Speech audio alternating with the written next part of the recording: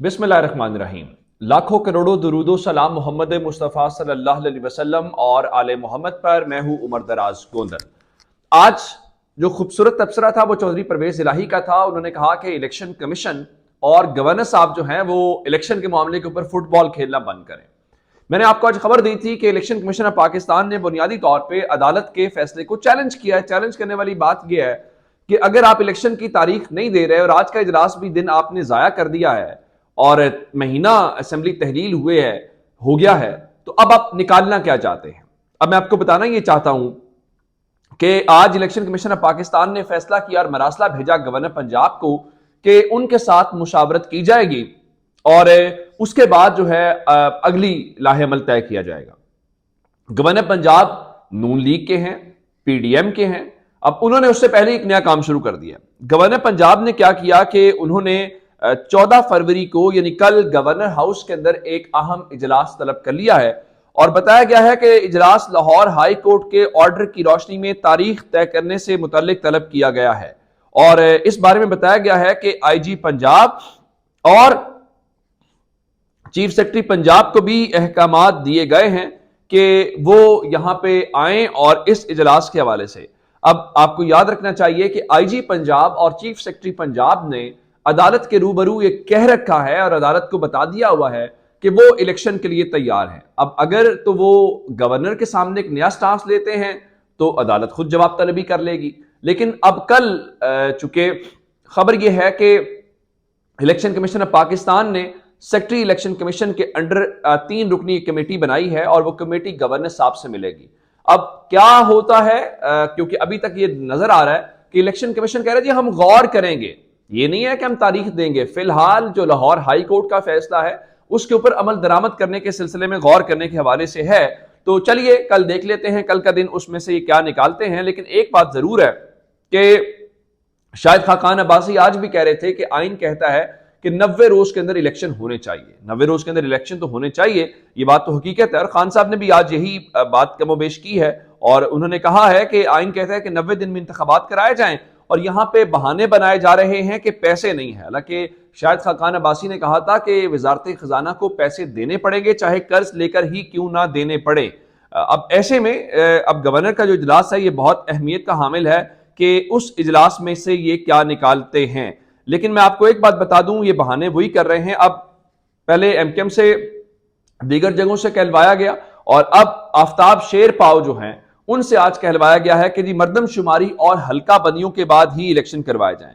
और कहीं कहीं पे फेसबुक के ऊपर और कुछ जगहों के ऊपर पहले एहतसाब फिर इंतखाब के नारे भी लगवाए जा रहे हैं। और रही बात यह कि इमरान खान को डिस्क्वालीफाई करने के हवाले से तो वो हामिद मीर कह चुके हैं, एक फैसला हो चुका है। मतीउल्लाह जान के शो के अंदर सोहेल वडाइच बैठे हुए थे, उनसे एक बड़ा खूबसूरत सवाल हुआ कि क्या बाजवा डॉक्ट्राइन खत्म हो गया है। उनका जी बाजवा डॉक्ट्राइन तो खत्म हो गया है लेकिन एक और नया डॉक्ट्राइन अब आ गया है और वो डॉक्ट्राइन ज्यादातर एंटी पीटीआई है। अब होना तो ये चाहिए, दावा तो ये किया जा रहा है कि हम न्यूट्रल हैं, लेकिन न्यूट्रलिटी अगर सोहेल वडाइच जैसे लोग नहीं मान रहे तो फिर आप उससे अंदाजा कर लीजिए कि हुआ क्या है।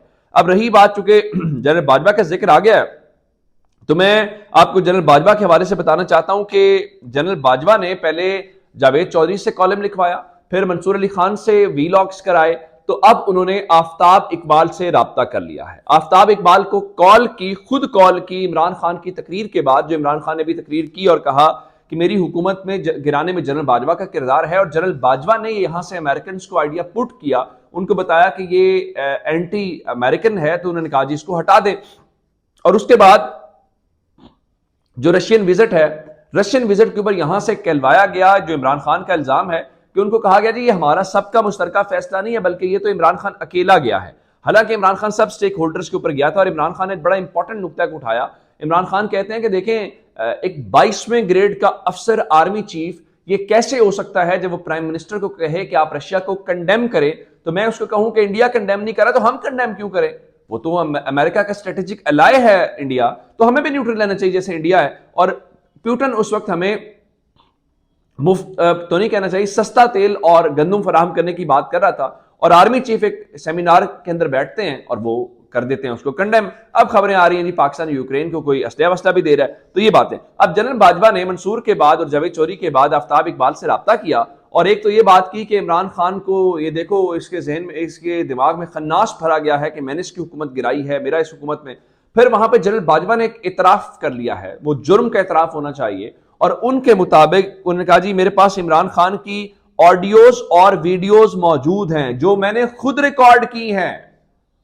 और आफ्ताब इकबाल के मुताबिक उन्होंने जनरल बाजवा को कहा आपको पता ही आपके खिलाफ जाएगा, और उसके मुताबिक जनरल बाजवा ने कहा कि जब ये मेरे पास आया करता था तो कहा करता था कि जनरल साहब आपने नवाज शरीफ को बहुत अच्छे तरीके से फंसाया, अब ये कर दें और वो कर दें। और उनके मुताबिक ये ऑडियोज और वीडियोज जनरल बाजवा कहते हैं मैंने खुद रिकॉर्ड की हैं, इनका जनरल फैज हमीद को भी पता नहीं है।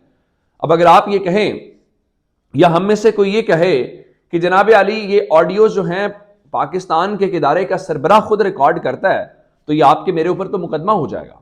और वो कहेंगे नहीं, फिर तो यही बात है कि आप दिफा की बजाय, या आपका जो आइन और कानून आपका काम कहता है, जो आप ओथ लेते हैं, उसकी बजाय आप एक तो सियासी लीडरों से मुलाकात करते हैं, आप कहते हैं इमरान खान बातें करते हैं, इमरान खान बातें नहीं करता, आप मुलाकात क्यों करते हैं, सवाल तो ये पैदा होता है। और फिर मुलाकात करके ये बातें कर रहे हैं। लेकिन उसका इमरान खान ने जवाब दिया, इमरान खान ने ये जवाब दिया कि अभी तो मैं जनरल बाजवा के पीछे आया ही नहीं हूं, निकालो जरा ऑडियोज और वीडियोज जो हैं। अब सवाल यह है कि जनरल बाजवा इमरान खान का क्या मुकाबला करेगा, अब जनरल बाजवा का डिफेंड करेगा कौन? नून लीग सवाल ही पैदा नहीं होता, तहरीक इंसाफ सवाल ही पैदा नहीं होता, पीपल्स पार्टी सवाल ही पैदा नहीं होता। तो इसलिए ये सब के लिए, हम सब के लिए, कि जब आप इक्तदार, किसी मनसब, किसी ओहदे के ऊपर हों तो उसका ईमानदारी से इस्तेमाल करें। ईमानदारी से इस्तेमाल करेंगे तो रिटायर होने के बाद लोग आपकी इज्जत किया करेंगे, और अगर आप नहीं करेंगे तो फिर कोई आपका नाम लेवा नहीं, आप फुटबॉल बन जाएंगे। इवन गफूर हैदरी जैसे लोग टीवी क्या के ऊपर कहेंगे कि मैंने जनरल बाजवा को शट अप कहा था। इससे ज्यादा तस्दीक कोई हो सकती है? अब जनरल बाजवा वाला मामला आया तो अभी भी जनरल बाजवा वाले मामले से पीछे नहीं हट रहे। आपको याद है कि FIA ने आजम सवाती साहब को गिरफ्तार किया, उनके खिलाफ FIR की, तो अब उनकी जो रावलपिंडी की तकरीर के बाद आजम सवाती साहब की जो जमानत है वो मनसूख करवाने के लिए FIA ने इस्लामाबाद हाई कोर्ट से रुजू कर लिया। भला किसमें? जनरल बाजवा की तौहीन के अंदर। तो मेरा ख्याल ये है कि ये सारे चाहते हैं कि बार बार जनरल बाजवा का नाम लिया जाए, जनरल बाजवा की बैशिंग हो, और जनरल बाजवा को जो है वो गुमनामी में कोई भी रहने नहीं देना चाहता। तो चीफ जस्टिस आमिर फारूक साहब जो हैं इस्लामाबाद हाई कोर्ट के, कल वो समाअत करेंगे, और आजम सवाती की तकरीर का ट्रांसक्रिप्ट, वीडियो CD भी अदालत में जमा करवा दी गई है। मुतरादा ट्वीट केस नवंबर में ये मुकदमा दर्ज किया गया था, और एक ऐसा ही मुकदमा आप जानते हैं शौकत तरीन साहब के खिलाफ भी दर्ज किया गया है। सिर्फ शौकत तरीन नहीं है बल्कि पंजाब के और खैबर पख्तूनख्वा के जो साबिक वज़ीर खजाना है उनके खिलाफ भी दर्ज कर लिया गया। चलिए आप दर्ज कर लीजिए, अगर उससे मैशत बेहतर होती है तो बहुत अच्छी बात है। चीन की जो सरकारी शिपिंग कंपनी है, सरकारी इंपॉर्टेंट है, उसने पेश की रकम के बगैर पाकिस्तान कंटेनर्स रवानगी मुअत्तल कर दिया। वो कह रहे एडवांस पेमेंट करें, एडवांस पेमेंट करेंगे तो ही आपका सामान जो है वो डिलीवर किया जाएगा। और आपको पता है कि शिपिंग के मामला जो पाकिस्तान के हैं उसके अंदर उस कंपनी का कितना शेयर है? 15 से 20% शेयर है। अब 15 से 20% अगर आपको पेमेंट करेंगे तो ही आएगा, या आपका काम रुक जाए तो आप उससे अंदाजा कर लीजिए कि क्या आइंदा होगा। और मकामी चार्जेस और डॉलर्स के बहरान की वजह से कोई एतमाद करने को तैयार नहीं है। और आप किस चीज के ऊपर लगे हुए हैं? आप इस चीज के ऊपर लगे हुए हैं कि हमने इलेक्शन जो है वो रोकना है। अब इलेक्शन रोक के देख लीजिए। कल इमरान खान की चौधरी परवेज लाई की एक मुलाकात है, और आज भी परवेज खटक साहब जो हैं उन्होंने मुलाकात की चौधरी परवेज लाई से, और सीट एडजस्टमेंट के ऊपर कल कुछ मामला तय होने हैं। तो होपफुली वो तो इलेक्शन में जा रहे हैं। अब आज बिलावल कह रहे थे जी वो तमाम सियासी जमातों से राब्ते करेंगे, और उनसे भी राब्ते करेंगे जिन्हें वो पसंद नहीं करते, तमाम सियासी जमातों से राब्ते करने के बाद। और उन्होंने ये भी कहा है कि जनाब अगर कोई गैर आइनी कदम हुआ तो हम आवाज बुलंद करेंगे। इससे गैर आइनी बड़ा कदम क्या हो सकता है कि मुल्क में इलेक्शन होने चाहिए, आइन और कानून ये कहता है, लेकिन इलेक्शन नहीं करवाया जा रहा। पता नहीं किस चीज का इंतजार किया जा रहा है। अपना बहुत सारा ख्याल रखिएगा। खुदा हाफिज।